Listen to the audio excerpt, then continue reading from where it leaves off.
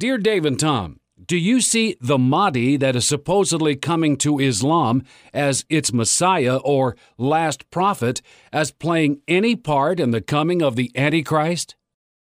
Dave, when we go to a lot of prophecy conferences, you speak at a lot, I speak at a few, and we just had one recently here in Bend. We dealt with Islam, certainly Judgment Day, Israel, Islam, and the nations. Mm-hmm. And in our Q&A session, we had close to 700 people at the conference, and the Q&A questions must have been 2.5 inches thick, 3x5 cards. Mm-hmm. And I'd say a good third of them had to do with the Antichrist. Mm-hmm. That's a hang-up for people wherever we go. Now, I'd like you to address two things. Number one, this question, what about the Mahdi of Islam?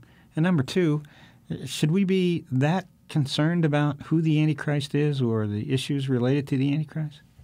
Let me take number two first. Okay. You could just put it bluntly like this. If you're trying to research who the Antichrist might be, you're wasting your time because it won't be revealed. Yeah. Second Thessalonians chapter 2 says, you know what prevents him from being revealed in his time.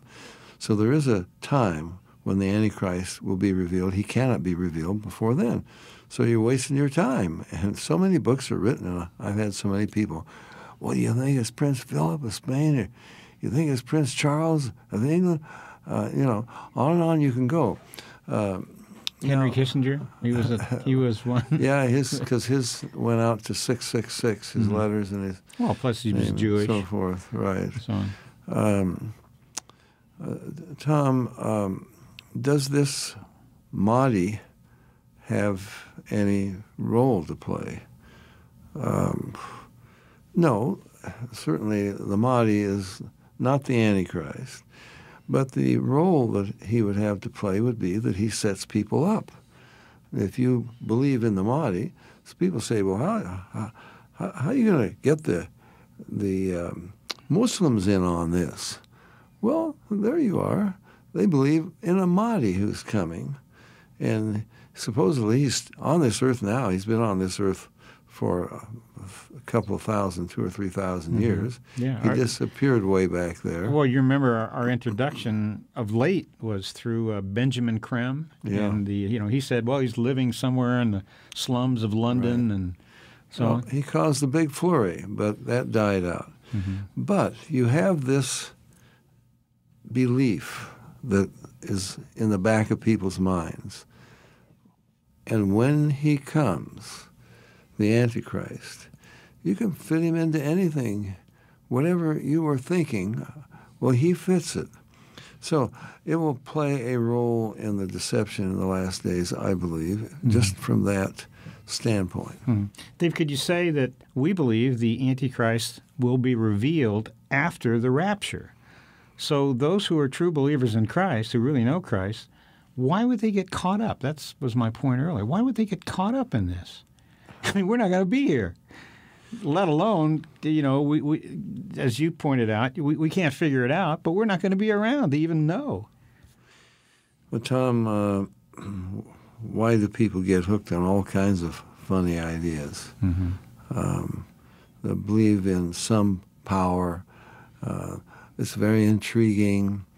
I've seen, again, people who got involved in even speaking about the occult, who were not really spiritually mature enough, and they got sucked into it mm-hmm. themselves. It's titillating. Mm-hmm. They got so into this, researching and so forth can be very dangerous. Wow, Antichrist. Now, if I could figure out who the Antichrist is, wow, I would become famous.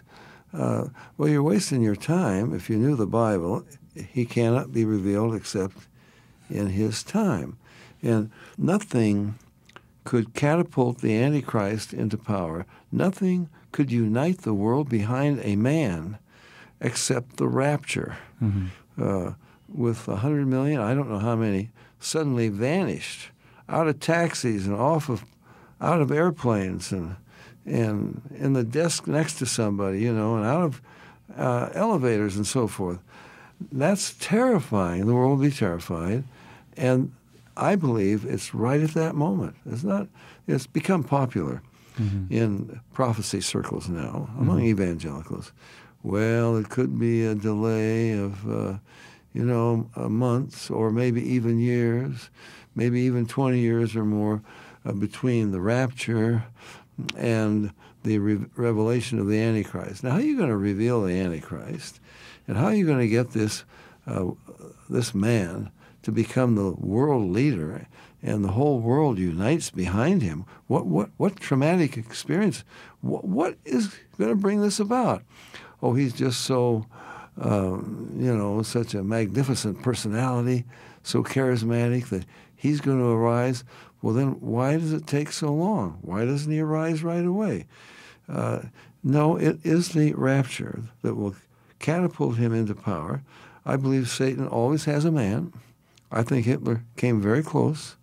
I think one of the chapters in one of my books, Peace, Prosperity, and the Coming Holocaust, was titled Hitler, the Almost Antichrist. Satan doesn't know when the rapture will occur.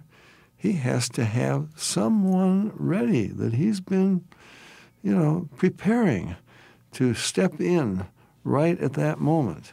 Who that person might be, I don't think that person himself knows. He will only know when Satan, I believe, will take possession of him, not just demonic possession. This is Satan himself, the head of all the demons. And he will manifest himself through this man in amazing powers, all the powers of evil. And it's very clear. Satan tempted Jesus, remember? You bow down, I'll give you all these kingdoms. The Antichrist will yield to that temptation, and he will become the world ruler. And Revelation chapter 13 says it is the dragon who gives him his seat, that is, his authority, and his power. And that is what is going to happen after the rapture. Now, our final segment.